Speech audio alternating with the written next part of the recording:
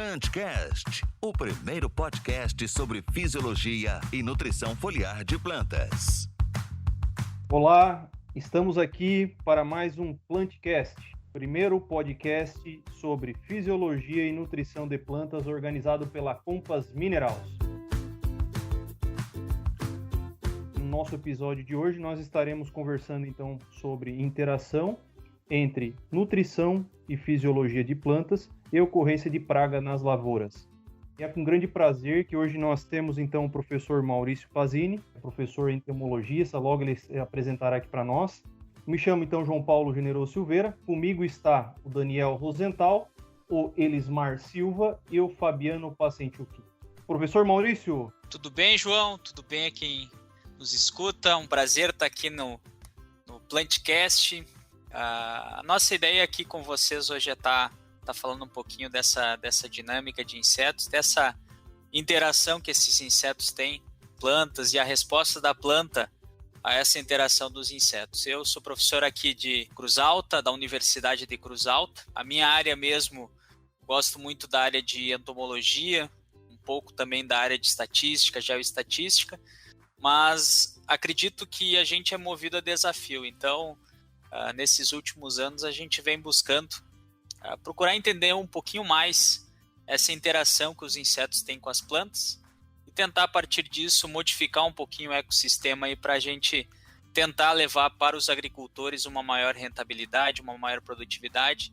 Esse é o nosso desafio. Prazer estar aqui com vocês e vamos lá.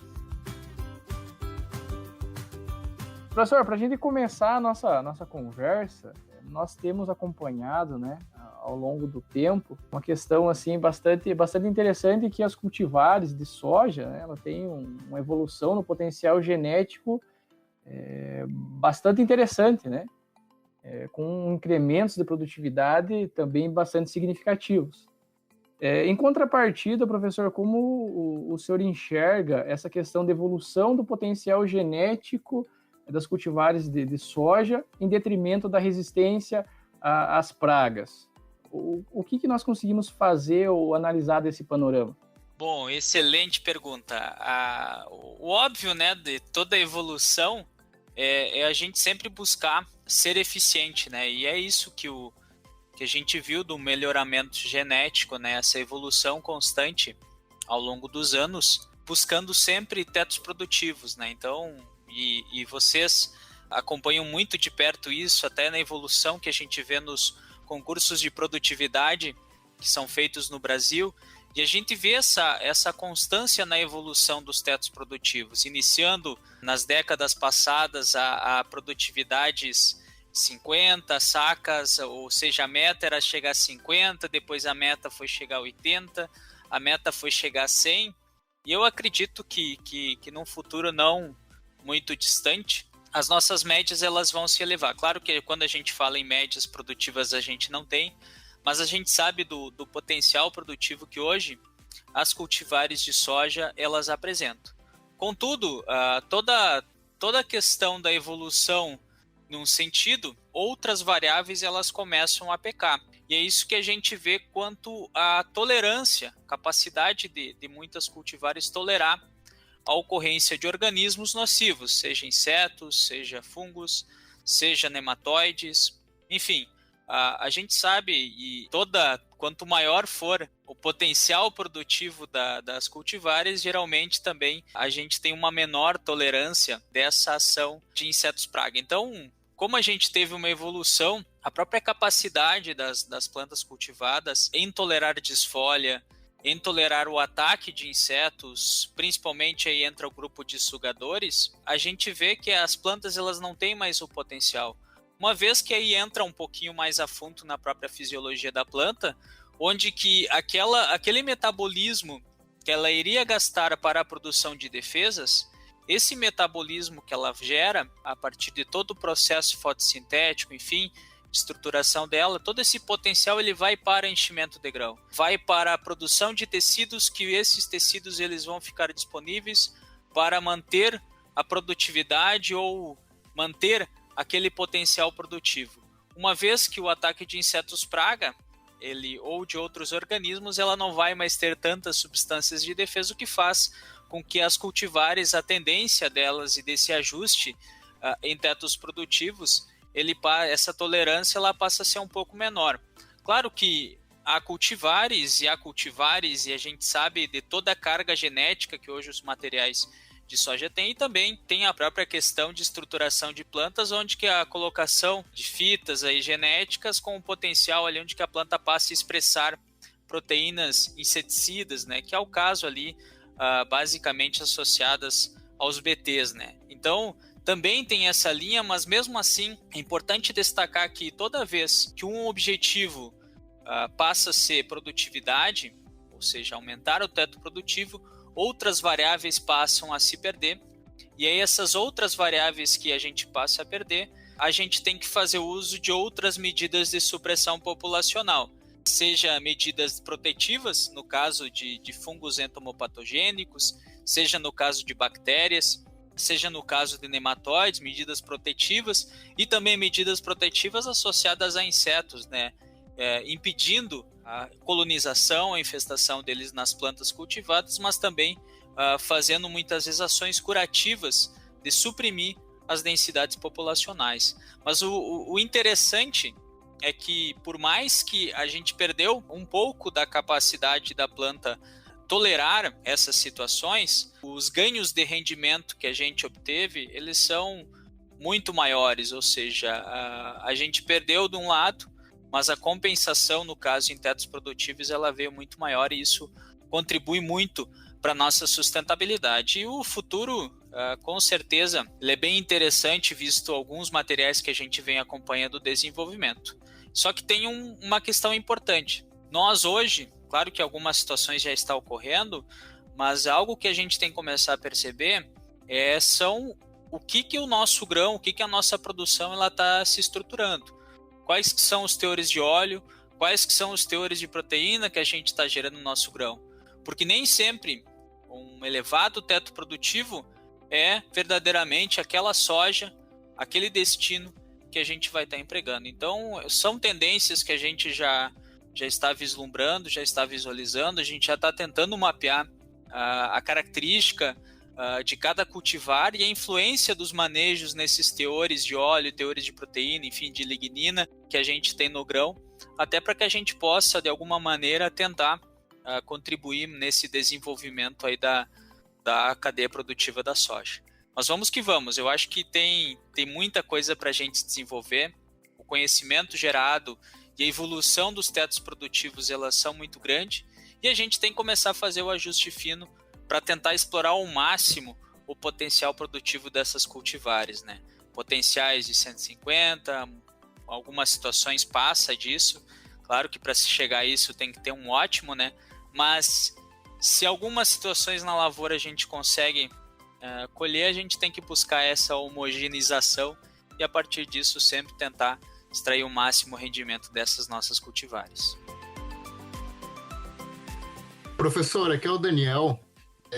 Você comentou agora que devido ao tempo atual que nós temos, parte da energia é destinada para a produção, né? Então, o melhoramento genético foi baseado na produtividade. Quais seriam os componentes de defesa que a planta ela poderia produzir, visando essa resistência ou tolerância ao ataque de pragas? Bem, essa pergunta é importante porque, geralmente, quando a gente fala em defesa de planta, a gente sempre vislumbra a defesa de planta ela associada a doenças associadas a bactérias. E aí tem um processo que é muito conhecido, que é a própria indução da produção de fitoalexinas e a própria indução de rotas metabólicas, como a rota do ácido químico. Ou seja, todas esse conhecimento agregado, ele está muito vinculado ainda à parte de doenças, no caso de fungos, a parte de bactérias, ou seja, foi algo que se desenvolveu muito mais. Alguns exemplos que a planta ela consegue produzir muitas vezes substâncias secundárias que impedem com que esses agentes patogênicos se desenvolvam e se multiplicam dentro da planta, seja desde fungos, seja a parte de bactérias, e em muitas situações até associadas a vírus, a própria planta ela consegue degradar as estruturas ali que recobrem o vírus, fazendo com que ele não consiga se ligar nos sítios de ação e interferir na parte de produção de toda a estrutura proteica e de aminoácidos associados ali à expressão gênica de plantas cultivadas, no caso que é essa interação que muitos vírus associados a RNA eles vão fazer na planta.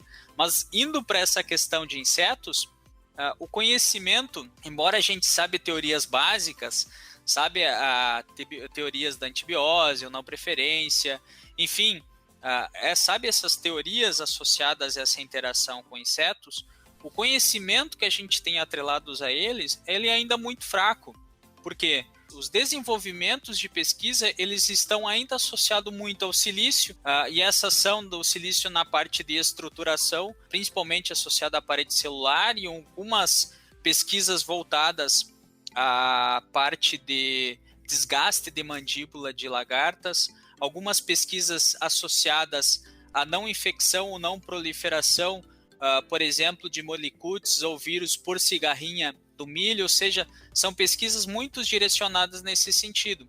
Contudo, eu vejo que para essa interação com insetos, há muito que ainda a gente tem que desenvolver. A gente tem ainda algumas nuances de conhecimento, mas vamos pegar no sentido amplo.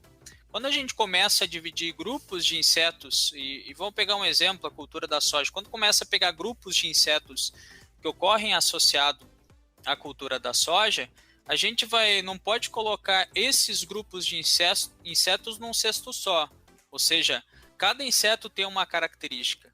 A gente tem aquele grupo de insetos que é aqueles insetos de aparelho bucal mastigador, e dentro desse grupo de insetos de aparelho bucal mastigador, a gente vai ter desde a parte de brocas, e aí entra aquele grupo de tamanduá da soja, entra o grupo ali de elasmo, entra o grupo da mosca da haste, que está ocorrendo bastante, ou seja, são insetos que atuam como brocas dentro da planta. Além disso, esses insetos de aparelho bucal mastigador, a gente vai ter aqueles que estão associados ao sistema radicular das plantas, e aí entra em algumas situações grupos associados à corose, entra a parte também ali de larvas de diabrótica, larvas de serotoma, enfim, larvas de aulacófora também, que é outro inseto que está acontecendo, ou seja, característica deles associados ao sistema radicular. E quando a gente vai para a parte aérea, a gente tem todo aquele complexo de lagartas e aquele complexo de crisomelídeos desfiladores, que entra de novo a diabrótica, entra de novo a serotoma, que são as famosas vaquinhas que atuam na desfolha das plantas de soja. E as lagartas em si que passam a atuar em praticamente todo o ciclo de desenvolvimento da cultura. Quando a gente começa a vislumbrar esses insetos, aonde que a gente pode, muitas vezes, até buscar informações, buscar desenvolver, ou seja, ações de nutrição visando muito esse desenvolvimento da planta, tolerar ou resistir essa maior ocorrência de insetos, é muito na relação de alguns substratos que podem produzir substâncias que impeçam a digestão de insetos, que impeçam o desenvolvimento deles, que são características antinutricionais. Claro que é muito ainda que a gente tem que desenvolver, mas se sabe que plantas têm essa capacidade, que quando que ela tem um inseto que ele passa a atacar ela, e nesse caso ele retira a parte da planta ou causa alguma lesão, a planta ela passa, a partir desse sinal, ela possa produzir substâncias secundárias.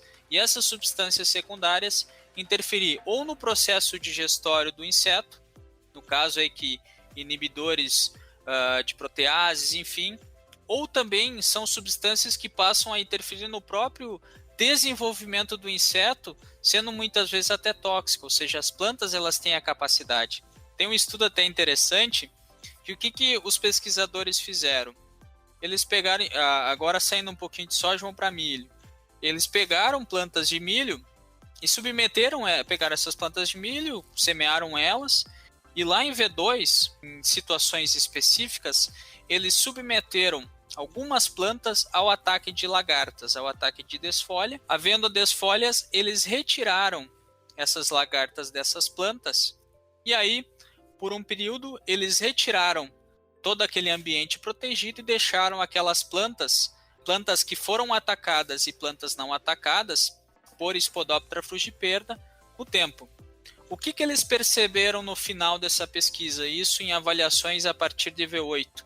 Que plantas que foram atacadas por Spodoptera frugiperda no início não eram plantas preferidas pela deposição de ovos das mariposas. Ou seja, alguma substância ali que já promoveu alguma resposta na planta que fez com que a própria mariposa que poderia depositar esse ovo nessa planta de milho que foi atacada, não depositou e tomou a decisão por plantas não atacadas. Ou seja, tem muitas questões que ainda a gente tem que vislumbrar. Mas isso é no âmbito de insetos basicamente mastigadores. Quando a gente vai para esse grupo de insetos sugadores, que é o grupo de percevejos, a gente tem que entender que o mecanismo estrutural que a gente vai ter que buscar, identificar, ele é muito mais complexo, uma vez que a gente está trabalhando com insetos que apresentam uma espécie de agulha na ponta. Lá na ponta do aparelho bucal ele tem uma espécie de agulha, só que essa agulha é em formato de flecha. Ou seja, ao introduzir o aparelho bucal, ou seja, faz uma penetração bem tranquila. Agora, quando que ele vai tirar esse aparelho bucal, por ser esse aspecto de flecha, ele causa um monte de desestruturação da própria estrutura vegetal. E nesse processo ali ele passa a causar as lesões. Nesse contexto de percevejo, a gente agora até tem tecnologias que estão sendo desenvolvidas. Eu não tive a oportunidade de avaliar ainda, porque eu não tive acesso ainda aos materiais, mas são tecnologias de tolerância ao ataque de percevejo. Contudo, a gente não sabe o quanto que essas tecnologias irão tolerar e quanto que isso pode impactar na característica do grão, na característica própria até da planta de desenvolvimento e potencial produtivo. Só que além desse processo de sugadores, a gente vai ter alguns insetos de tamanho menor. E quem que são esses insetos de tamanho menor? Primeiro é a mosca branca, que aí é um inseto diminuto, com característica interessante, com aparelho bucal pequeno, claro, com potencial biótico elevadíssimo, mas é um inseto, por ter essa característica menor, a gente pode tentar modificar alguma conformação da planta para promover essa capacidade de tolerância a esse inseto. E também tem um aspecto de trips, que é um inseto que está em constante desenvolvimento e está em constante adaptação. Qual que é o grande problema desses dois insetos? A gente tem que tornar para eles a planta não atrativa.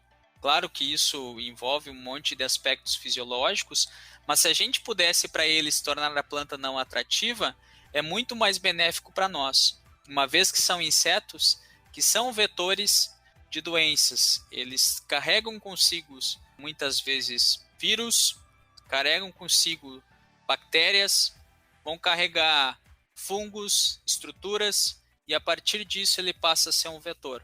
Não só no processo alimentar dele, colocando para dentro da planta vírus, mas também no processo de carregar muitas vezes algumas estruturas de multiplicação, seja de fungo, seja de bactérias, de uma planta para outra. Mas são insetos que é até interessante a ocorrência deles. Vamos pegar um exemplo básico, trips. Trips principalmente aí, voltando na cultura do milho, no início do desenvolvimento da cultura do milho, a gente nota que basicamente as primeiras folhas, a primeira, segunda e terceira folha, elas representam uma severidade de danos elevadíssima. Contudo, a partir da quarta e da quinta folha, essa severidade ela vai diminuindo. Ou seja, a gente já nota ali que há uma capacidade da própria planta tentar se defender do ataque desse organismo. Mas são tendências. Eu acredito que a gente tem que olhar na ótica do inseto, ou seja, como esse inseto vai atacar a planta. O inseto, ele sempre toma a decisão por uma planta que pode entregar para ele ou para a prole dele, ou seja, para os descendentes dele. Essa planta ela tem que entregar características para que essa prole e para que ele consigam se alimentar, consigam se desenvolver e a partir disso consigam gerar a maior quantidade possível de descendentes e que esses descendentes tenham energia e estrutura suficiente para também gerar maiores quantidades de descendentes. É uma questão de seleção natural. Ou seja, é que nem nós, os seres humanos, nenhuma mãe, nenhum pai vai deixar um filho desamparado, sem alimento adequado, sem condição adequado. Essa é a lógica natureza. A gente vai deixar os nossos filhos sempre amparados para que esses filhos eles possam se desenvolver, eles possam crescer.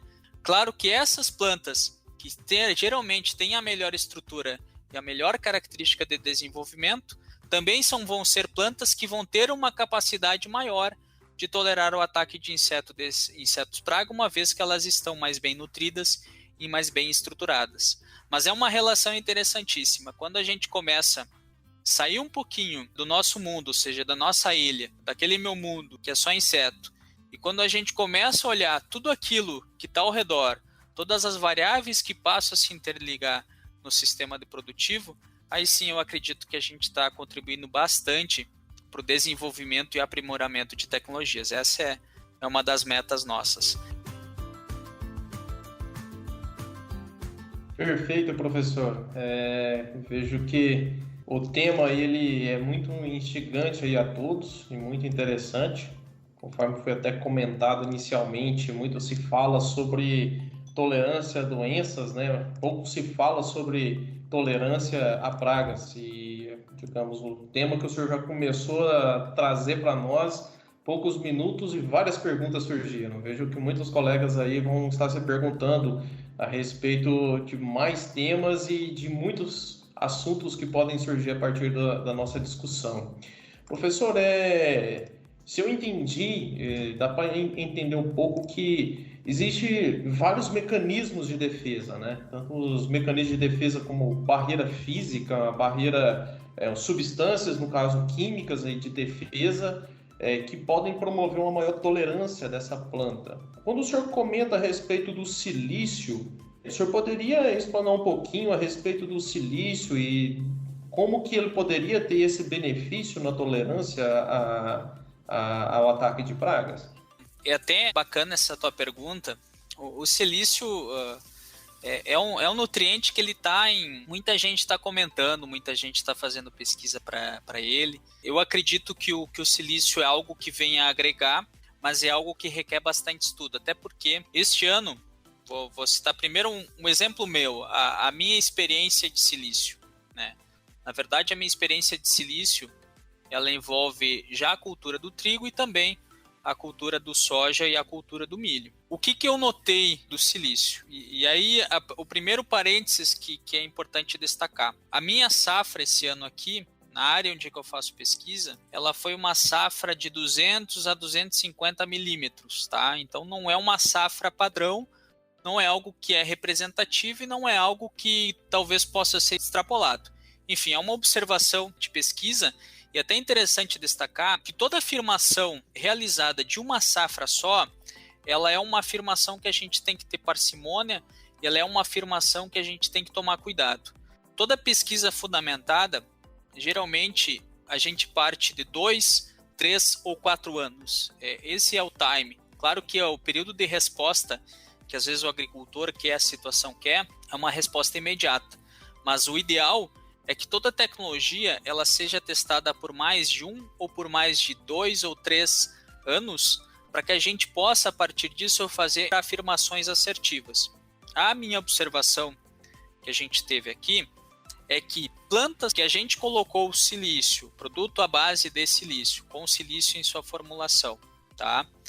A gente notou que essas plantas tiveram uma redução da incidência de trips, que esse ano aqui para nós, como foi um ano seco, a gente teve uma pequena população de Spodoptera no início do desenvolvimento da cultura.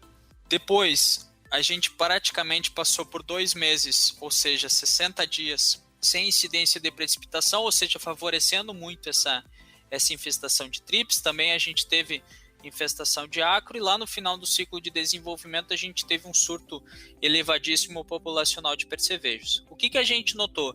Que houve uma redução de densidade populacional em detrimento da testemunha, uma vez que a nossa parcela só havia silício. Só que assim, é interessante destacar que essa variação da testemunha em relação à aplicação, a gente destaca que além dessa interação da presença ou não do nutriente, há uma interação também do nutriente em relação ao cultivar que ele está sendo colocado, tá?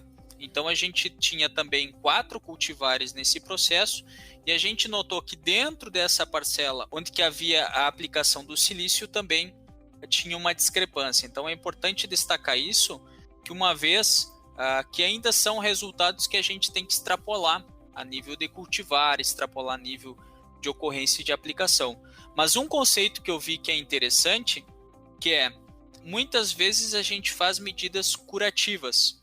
Eu acredito muito que o uso desses nutrientes, mas não só o silício, a gente vê o próprio manganês, boro, enfim, cobre, zinco, enfim, esses nutrientes que fazem esse processo e estão muito associados à rota do ácido químico, eu acho que todos esses nutrientes ali, o processo mais interessante deles é a alocação em início de desenvolvimento da cultura. Pelo menos é um conceito que não é um conceito meu, é um conceito que a gente vê em muitas publicações, em pesquisadores que são fisiologistas e trabalham muito. Por quê? Porque nesse processo aí de indução desses nutrientes colocados, há um tempo dessa planta se estruturar. Até porque, uma vez, toda essa rota, todo o desvio de rota metabólica, ele tem um gasto de energia. E esse gasto de energia, ele não deve ser superior a como se fosse um dreno para reduzir potencial produtivo. Ou seja, tem resposta nele, mas a gente também teve resposta em produtos que têm em sua base cobre. Ou seja, é importante destacar que não é somente silício. A gente também tem outros nutrientes que também tiveram uma redução de densidade populacional em detrimento da testemunha. E aí vem um parênteses importante. Toda vez que a gente fala em resistência e em tolerância, a gente sempre tem que ter um comparativo. Ou seja, o meu caso era uma área que não foi aplicada o nutriente, ou seja, em detrimento daquela área onde que não foi aplicado o nutriente, a gente notou uma baixa de densidade populacional. É a mesma coisa eu querer comparar muitas vezes a incidência e severidade de doenças em cultivares. Eu tenho que ter um padrão, porque em detrimento do padrão, eu digo se essa planta ela é mais ou menos resistente. É importante esse parênteses porque muitas vezes é fácil falar, mas eu apliquei aqui o produto, ele deu uma redução na densidade populacional. Tá, mas deu uma redução em detrimento a quê? É importante isso porque esse nível de comparação faz a gente evoluir na agricultura. O professor, aproveitando a colocação até que o professor fez anteriormente, a gente sabe que existem muitos nutrientes, que a falta de alguns nutrientes, eles fazem com que ocorra, professor, um acúmulo, principalmente de açúcares nas folhas, em função até da dificuldade na translocação desses açúcares das folhas para os drenos, que são os frutos, ou os grãos, ou até mesmo raiz. Seria correto afirmar, professor, que a deficiência desses nutrientes, por exemplo, um potássio, um magnésio, que vão propiciar esse acúmulo desses açúcares nas folhas, vão fazer com que a planta fique mais suscetível ao ataque de pragas? Sim, essa afirmação é verdadeira. Assim, ó, toda vez, vamos pegar aqui um balanceamento, toda vez que a gente diminuir a quantidade de algum nutriente, e esse nutriente é essencial para o desenvolvimento da planta, a gente vai estar afetando. E no caso desses dois nutrientes, também. Mas eu vejo, principalmente, muito mais temerária, muitas vezes, um excesso de nitrogênio em aplicações, uma quantidade exacerbada de nitrogênio, muito mais prejudicial do que necessariamente a deficiência desses nutrientes. Claro que é tudo uma questão de balanço, né? Porque, e aí vamos pegar a questão do inseto, né? Quando ele vai tomar a decisão pela planta, ele quer o quê? Ele quer uma planta mais vigorosa, uma planta mais verde, e automaticamente essa planta mais verde, ela não necessariamente vai ter uma maior quantidade de clorofila ou outra estrutura, mas ela vai ter necessariamente uma maior quantidade de nutrientes livres para que esse inseto ele possa ter energia e proteína. Então essa é a lógica do inseto. Por isso que esse balanceamento ele é ideal. Toda vez que a gente tem um excesso ou uma deficiência, isso com certeza vai impactar na tomada de decisão. Agora, até em relação a insetos, plantas menos desenvolvidas, com menos estatura, com menos potencial de desenvolvimento, a gente vê que até o próprio inseto ele não quer essa planta, ele quer a planta mais vigorosa, a planta mais esbelta, e de preferência a planta que ela tenha uma boa estrutura de desenvolvimento para que ele passe a se alimentar. Então é até interessante essa parte de como a gente vê o balanço, né? É fundamental isso, não adianta a gente ter mais ou menos nutriente. Por isso que eu vejo que a área de vocês, a área de nutrição, ela tem tudo a ver com a área de manejo de insetos. As duas áreas elas não estão longe. O balanço de vocês é aquilo que vai me auxiliar no processo de manejo fitossanitário de insetos. Eu acho que essa casadinha é fundamental. Por isso que é importante sempre conciliar as diferentes expertises, né? Eu acho que isso só vem agregar na nossa produção. O professor, que bom que essa conversa está indo para esse rumo. É uma oportunidade muito grande de nós aprendermos com o senhor aqui. E quando o senhor comentou agora quando o João perguntou sobre o balanço dos nutrientes, translocação, e aí o senhor comenta sobre excesso dos nutrientes, que é algo que preocupa bastante, me levou a refletir sobre a cultura do milho, por exemplo, né? Nós temos a cultura do milho que rotineiramente são aplicadas elevadas doses de nitrogênio e na grande maioria das vezes de fontes convencionais. E aí quando nós falamos em fonte convencional, a liberação é muito rápida desses nutrientes, do nitrogênio, fazendo com que tenha, obviamente, excesso desse elemento, o que vai tornar a planta, como o senhor disse, mais esbelta, né? Mais atrativa para os insetos. Professor, como que o senhor enxerga nesse sentido, aí, nesse contexto, a possibilidade de trabalhar com fontes de nitrogênio que tenha liberação controlada, né? Visando aí, professor, diminuir esse excesso, né? Então, uma fonte que vai liberando conforme a marcha da absorção da cultura, fazendo com que não tenha um acúmulo de nitrogênio numa determinada fase da cultura. Até interessante destacar que eu, no meu humilde conhecimento, até é importante a gente se portar, eu sou um bom entomologista, né?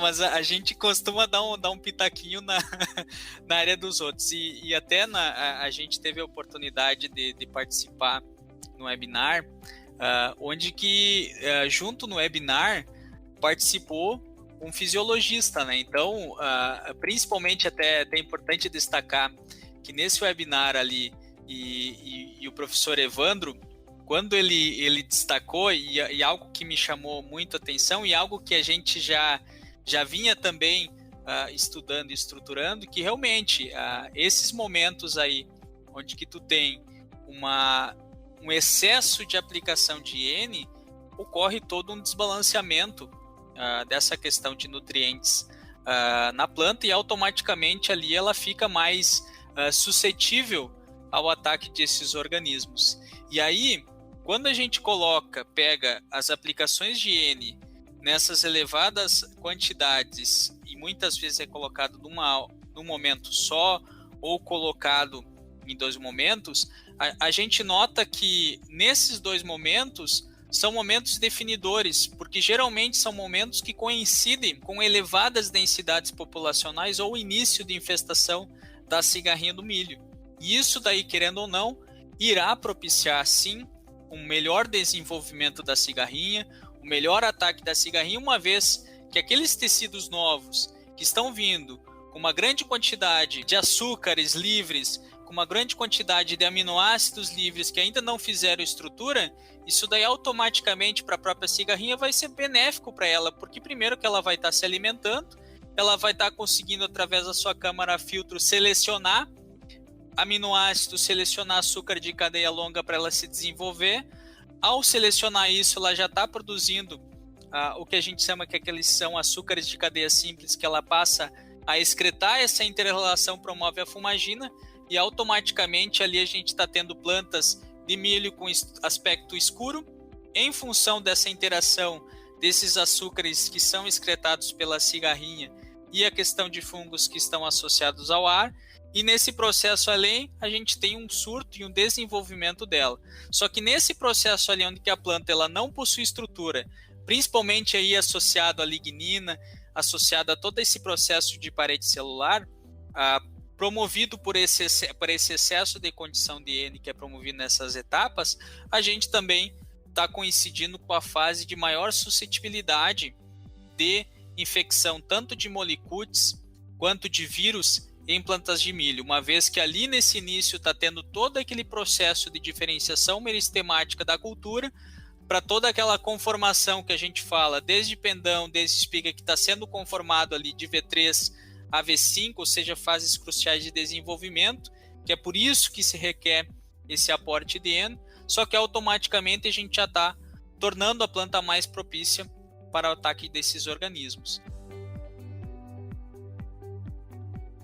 Professor, mais algumas excelentes contribuições aí, e eu gostaria de puxar até um gancho também, pensando nessa questão do manejo da liberação de nitrogênio, né, uma liberação controlada como uma estratégia aí para minimizar os impactos de algumas pragas.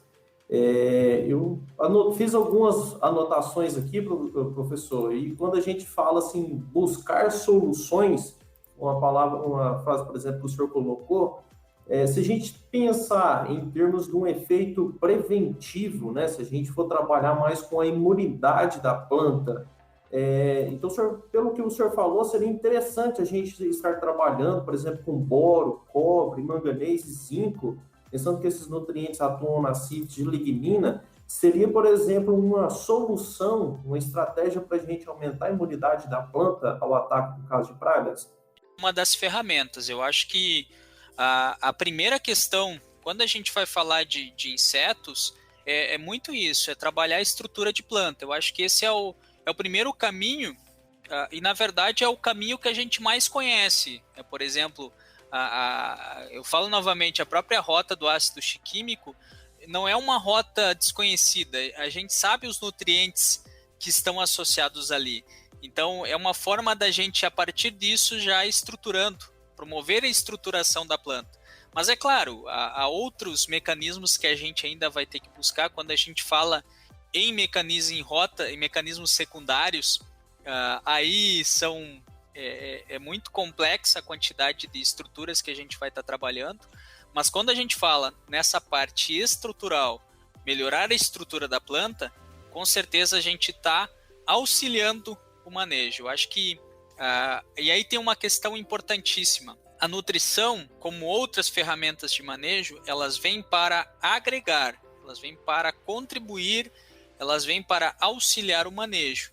Elas têm que ser vistas dessa forma. Elas não são soluções para o manejo de insetos ou para o manejo de outros organismos. São ferramentas que elas vão auxiliar a gente a melhorar as práticas de manejo e, por exemplo, elas vão melhorar talvez um potencial de um inseticida, vão melhorar o potencial de um fungicida, porque elas estão promovendo a estruturação de planta, mas automaticamente elas estão melhorando a defesa da planta contra a entrada desses organismos, mas também contra a lesão gerada por esses organismos. Ou seja, é um conjunto, é um contexto. Como a gente fala nas práticas do manejo integrado de praga, até desculpa quem está escutando os termos chulos, tu trabalha com coice, com soco, com empurrão, ou seja, tu vai tentar trabalhar com bodoque, né? Alguns até jogam bocha, mas assim, a ideia é o quê? É tu tentar trabalhar de todas as ferramentas possíveis para que tu não tenha o ataque do inseto, ou se tu tiver o ataque do inseto, através desse ataque tu tenha o menor impacto econômico possível. E se, nesse caso, essa ferramenta ela está atrelada a melhorar toda essa estrutura associada à lignina, a parte da parede celular, a gente vai buscar. Eu acho que esse é o caminho. E se a gente tem a possibilidade de fazer isso já no início do desenvolvimento, a gente tem que buscar, porque isso com certeza vai impactar e vai nos auxiliar e muito no manejo dessas pragas que estão ficando cada vez de tamanho menor, só que cada vez gerando maiores impactos econômicos. Professor, eu achei interessante, agora que você comentou, no manejo integrado de pragas.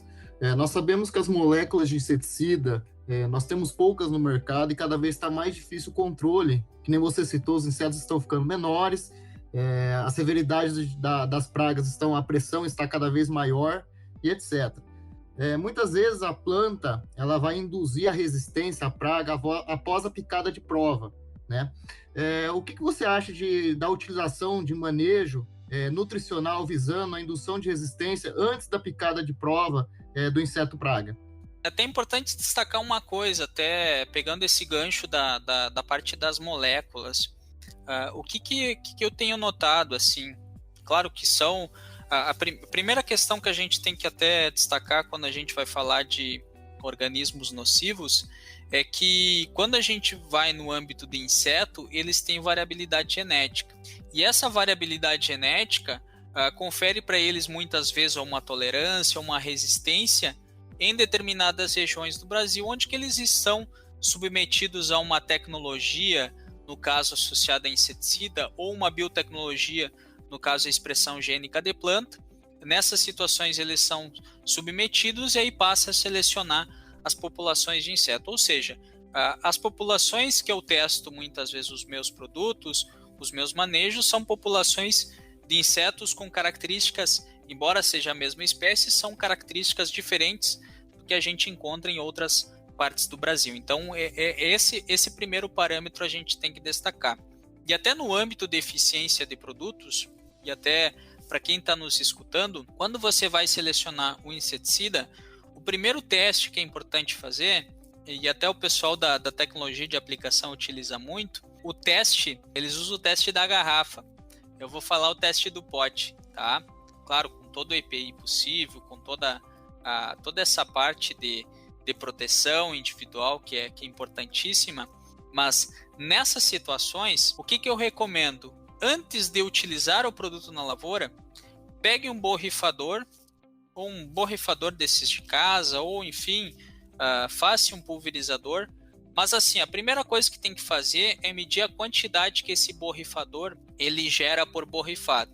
A gente fez um cálculo que um borrifador desses normal de casa, numa superfície de 900 centímetros quadrados, uma borrifada vai ser equivalente a 127 litros por hectare. Então, tu faz uma conversão por aquilo que tu vai utilizar de produto na dose que tu vai utilizar recomendada e tu faz uma borrifação.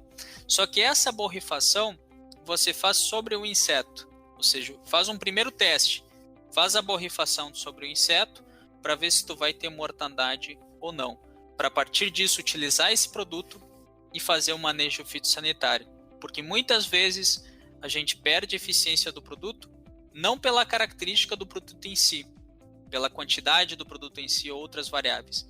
A gente está perdendo muitas vezes até essa eficiência do produto em função do comportamento do inseto, ou seja, a gente aplica um produto e o inseto não está naquele local onde que vai ter o depósito de gotas, ou a gente aplica um produto no momento onde que o inseto não está suscetível àquela determinada molécula, ou a gente aplica um produto sem boas práticas de tecnologia de aplicação, às vezes pega uma inversão térmica, pega uma ponta não adequada para aquela situação, pega uma questão de quantidade de vento exacerbada, pega uma mistura que ela não é ideal no manejo de inseto.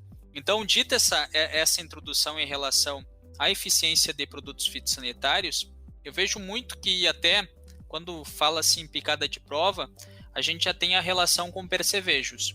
Essa relação de percevejos é uma relação que a gente ainda vai ter que estudar muito. A própria nutrição de plantas, ela vai nos auxiliar, mas o que a gente tem notado que embora a gente tenha uma planta com estrutura bem nutrida, a gente vê que mesmo assim o percevejo passa a fazer as picadas de prova e ele passa também a fazer a quantidade de picada de prova para alimentação. Eu acho que ainda no âmbito desses organismos, no caso de percevejo, a fase de maior importância que a gente tem que cuidar deles é lá na fase vegetativa antes de chegar na fase reprodutiva e se puder nessa fase vegetativa já induzir toda essa parte estrutural aí de conformação de paredes celulares, estruturação por lignina, enfim, para que a gente consiga ter essa planta mais estruturada. Só que tem algo que é importante destacar, que eu acho que aí vocês que são especialistas, vocês podem me ajudar ainda muito mais.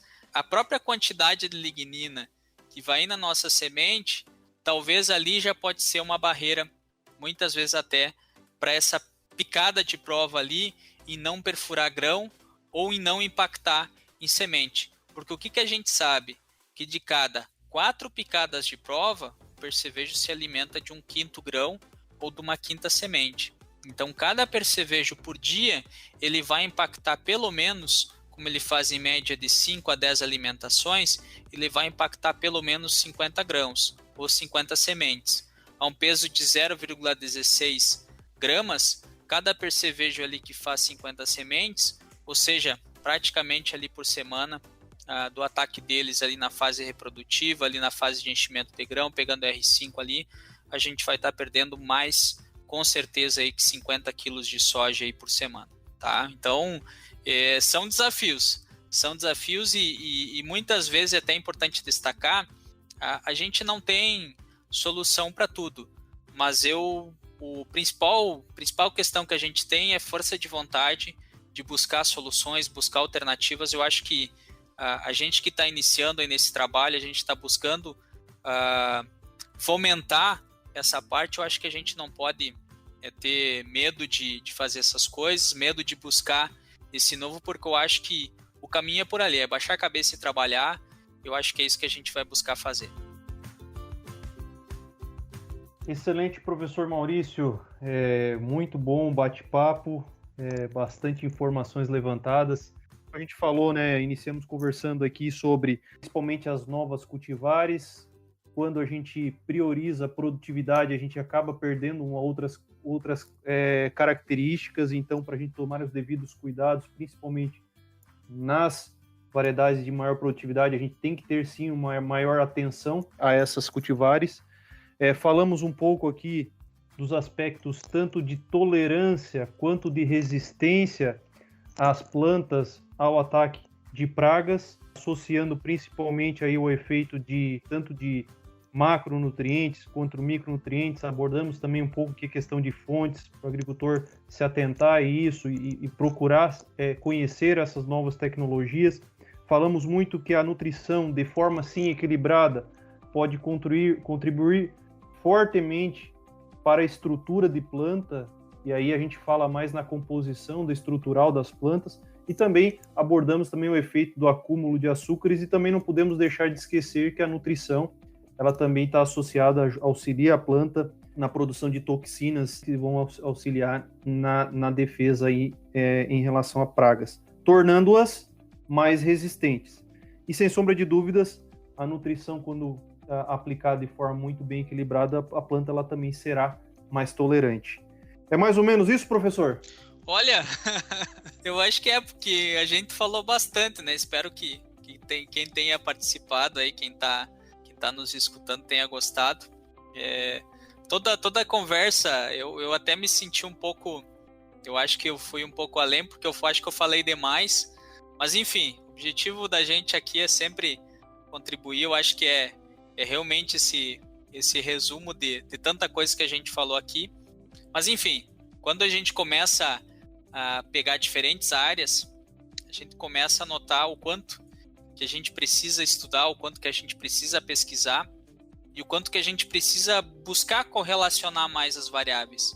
Porque lá no produtor, a partir do momento que ele pegou um equipamento, pegou uma máquina, calibrou a máquina, comprou a semente ou produziu a semente, colocou essa semente no campo, a partir desse momento ali, a gente só está perdendo. Então, a gente vai ter que buscar concordar mais, discutir mais, discordar mais, para a gente buscar soluções. Eu acho que esse vai ser o caminho. Ninguém vai ter sempre a razão, mas eu acho que se todo mundo ter bastante humildade para interpretar tudo isso que está acontecendo e buscar a partir disso trazer soluções confiáveis, soluções que têm impacto de longo prazo, eu acho que esse vai ser com certeza o caminho para a gente elevar não só os tetos produtivos, mas elevar também a nossa eficiência produtiva, dar maior rentabilidade para o agricultor. Eu acho que a gente está no caminho. Vamos baixar a cabeça e vamos trabalhar. Eu acho que aí a gente ganha bastante. É isso aí, professor. Muito obrigado. Obrigado, Daniel. Obrigado, Fabiano. Obrigado, Elismar. E assim a gente encerra mais um Plantcast, o primeiro podcast na área de fisiologia e nutrição de plantas desenvolvido pela Compass Minerals. Um grande abraço e não percam os próximos episódios. Até mais. Tchau, tchau. O Plantcast é uma produção da Compass Minerals Plant Nutrition. A gente inova e nutre. O agro cresce.